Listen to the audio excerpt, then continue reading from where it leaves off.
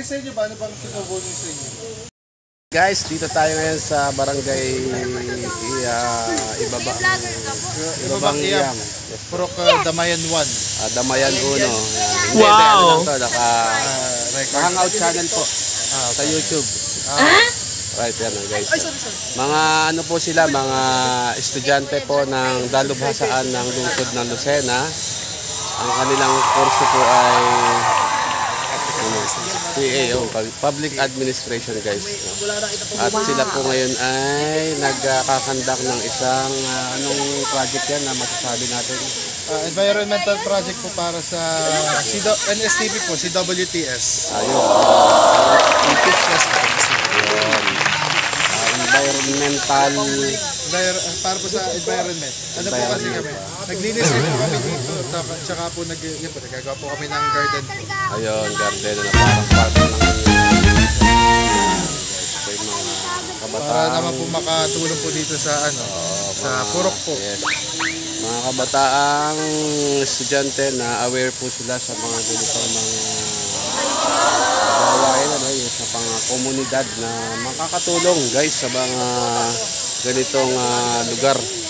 Bukod sa pwedeng pagkunan ng mga pagkain, parang ano na rin yan guys, yung mga project na gulayan sa Bacoor. Parang ganun po yung ginagawa Project ng mga estudyante. At saka isa pa, may hikayat din yung mga kababayan natin dito na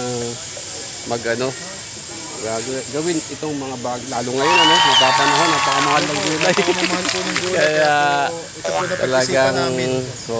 malaking bagay ito. Sa purok na po ito.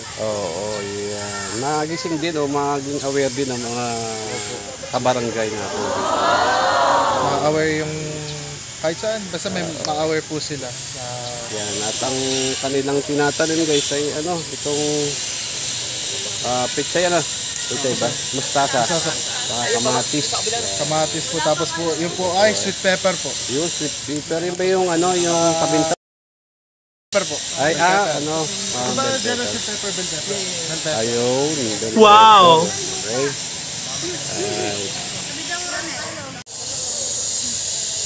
Anong yan? Mustasa po.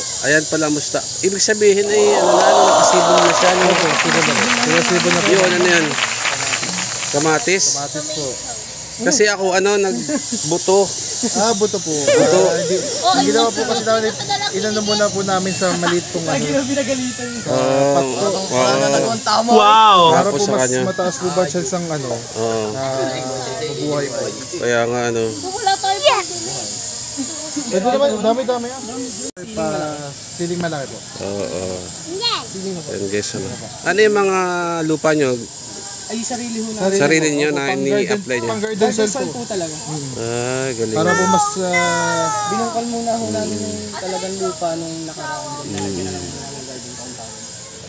Kaya nga binungkal, hinukay So, binili nyo rin yan siguro Saan ba nakakabili nyo ganyan?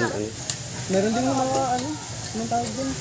Yung mga nursery ng... Ang bala ko nursery po nung sa... magtanim doon sa taas namin. Gawa ko nung styro. Para wala nang baba.